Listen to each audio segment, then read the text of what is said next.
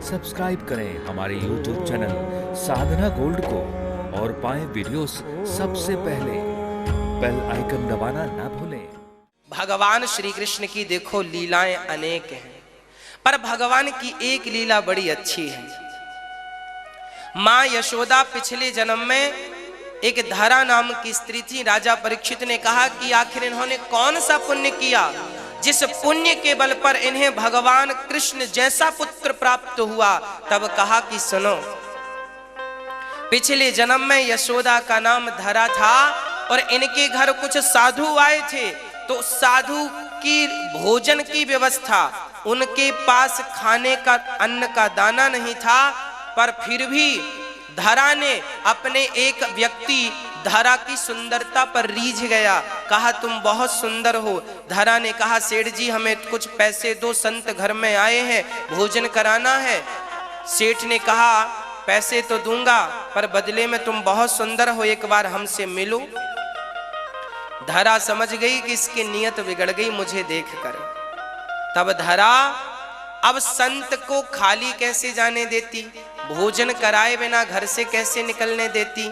तब धरा ने कहा तुम्हें क्या चाहिए, तो उस सेठ ने कहा ये तुम्हारी स्तन बड़े प्रिय लग रहे हैं, हमें यही दे दो। अर्थात उसकी नीयत बिगड़ी थी और धरा से कहा तुम अपने स्तन हमें दे दो। धरा ने कहा ठीक है। धरा ने दोनों स्तन चाकू से काटकर उस सेठ की हथेली पर रख दिए। कहा मेरे स्तनों से तुझे प्रेम है तो ये स्तन तू पकड़, 2 रुपए उठाकर बाजार से सामान खरीद कर संतों को पेट भर भोजन कराती है। अतिथि की सेवा ऐसे करने वाली मां यशोदा, जो अतिथि की सेवा के लिए पैसे ना होने पर अपने स्तनों का दान कर दिया, ऐसी धरा इस जन्म में यशोदा बनी और ऐसी दान करने वाली धरा का दूध भगवान कृष्ण ने पिया, इसलिए भगवान यशोदा के पुत्र बनकर आए। किसी भी जन्म में आपने दान किया है तो याद रखना, दान हमेशा आपको आपकी दुर्गति से बचाता है। दान हमेशा आपकी कवच बनकर के रक्षा करता है। दान ही कई बार आप एक्सीडेंट में मरते मरते बचते हैं, बाल बचना आप बोलते हैं, बच गए। 1 सेकंड भी लापरवाही करते तो मर जाते। क्यों बच गए आप?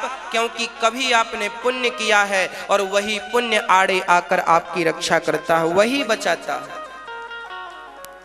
इसलिए जीवन में जितना हो सके पुण्य कीजिएगा।